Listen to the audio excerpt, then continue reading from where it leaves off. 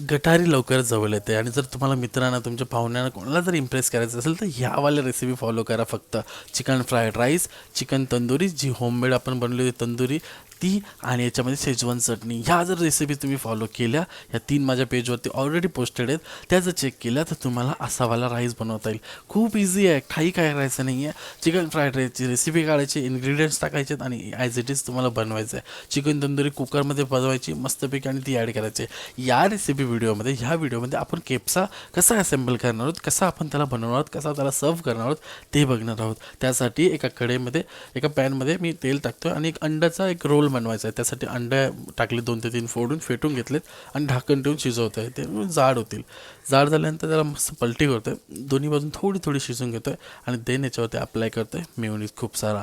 मग असं त्याला मस्त ॲड केल्यानंतर रोल करतो आहे आणि रोल सुरीच्या साह्याने कट करून घेतो आहे. हे आपल्याला राईसच्या वरती ॲड करायचे मस्तपैकी.